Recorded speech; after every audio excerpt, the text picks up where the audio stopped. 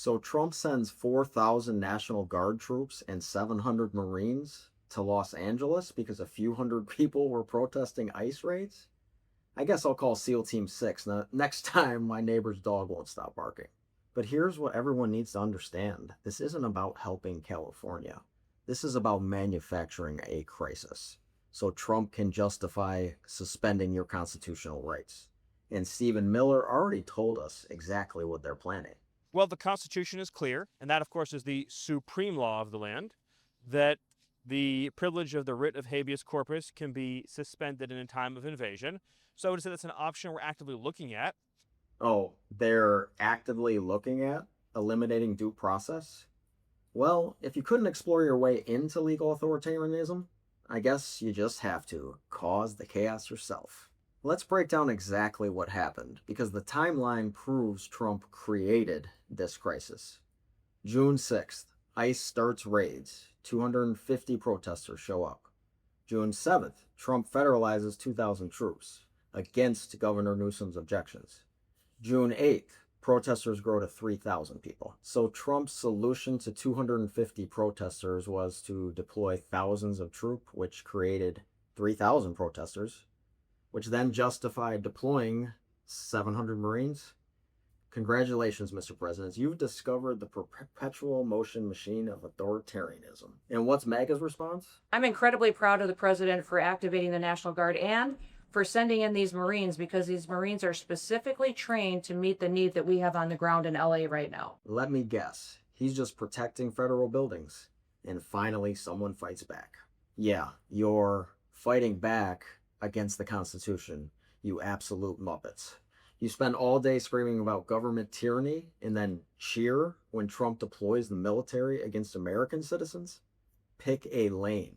But here's the smoking gun. Trump himself said this was illegal in 2020.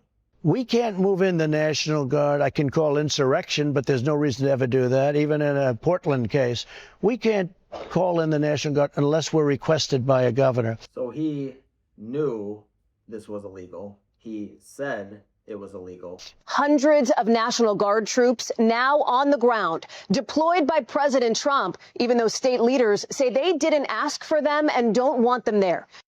And his cult followers don't care because they've been programmed to repeat whatever dear leader says today, even if it contradicts what he said yesterday. But who's running this shit show? Pete Hegseth, a Fox News host who thinks warrior culture means putting unqualified TV personalities in charge of the world's most powerful military. He believes, and I humbly agree, that it's time to give someone with dust on his boots the helm. Dust on his boots. The only dust on your boots is walking across a Fox News soundstage. You went from hosting weekend morning TV to commanding nuclear weapons. That's not warrior culture. That's idiocracy.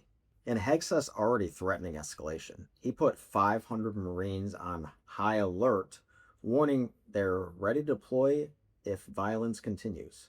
Violence that Trump created by sending troops in the first place, because nothing says de-escalation like a guy with a Fox News background managing weapons of war. Meanwhile, Stephen Miller already told us what they're really after. The privilege of the writ of habeas corpus can be suspended in a time of invasion. So I would say that's an option we're actively looking at. Look, a lot of it depends on whether the courts do the right thing or not. A lot of it depends on whether the courts do the right thing or not. He's literally threatening judges, do what we want, or we'll eliminate the court system entirely. And notice that phrase, actively looking at. That's their get out of jail free card for openly planning constitutional violations. Oh, we're just destroying democracy? We're just window shopping for tyranny? Miller also posted this constitutional masterpiece. Due process guarantees the rights of a criminal defendant facing prosecution, not an illegal alien facing deportation. No, Stephen. The Fifth Amendment says no person, not no citizen, no person, shall be deprived of liberty without due process. But I get it. It's really hard for all of you to read the Constitution, especially when you're so busy trying to shred it. And what's the MAGA response to all of this? Absolute worship. Let me show how pathetic these people are. He had a grossly unfit president, and by the way, I've known this guy for a long time. He was never the sharpest bulb.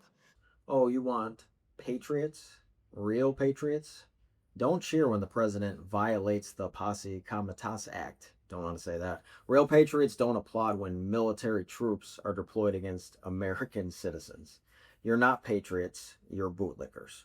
And here's my favorite part. These are the same people who spent decades screaming about government overreach.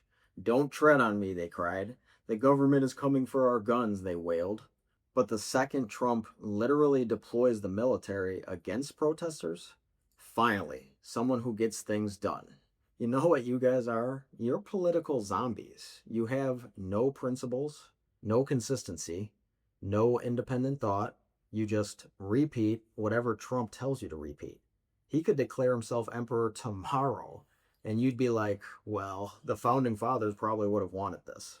The most pathetic part, guys, you think you're the resistance. You think you're fighting the deep state while literally cheering for military rule. That's not fighting tyranny, that's begging for it. And this is all part of a systemic pattern of creating pretexts to suspend constitutional protections. First, they explore eliminating due process for immigrants. Second, they manufacture crises by deploying troops illegally. Third, they use protests to justify even more military deployment. Fourth, they use the rebellion they created to suspend habeas corpus for everyone. It's the dictator's playbook. How to destroy democracy while claiming you're saving it. Available now at your local authoritarian bookstore, right between Gaslighting for Dummies and 100 Ways to Blame Everybody Else. And the MAGA cult eats it up because they've been programmed to see any resistance to Trump as insurrection. Protest ICE raids? Insurrection. Sue to stop illegal military deployment? Insurrection. Ask questions about habeas corpus? Insurrection. But storming the Capitol to overturn an election? That was just tourism. The Posse Comitatus Act exists for a reason. It was passed in 1878 specifically because federal troops had been used during Reconstruction. When they stopped, Jim Crow. The Insurrection Act has been used legitimately 3 times in modern history to protect people's rights, not eliminate them, with legal justification, not against state objections. Trump is doing the exact opposite. He's using military force against constitutional rights without legal justification, despite state objections. That's not law enforcement, that's occupation. But try explaining this to a MAGA supporter. Well, Trump said they were insurrectionists, so no, Kevin. 250 people protesting against ICE raids aren't insurrectionists. You know what insurrectionists look like? They look like the people that stormed the fucking Capitol. The cognitive dissonance is staggering.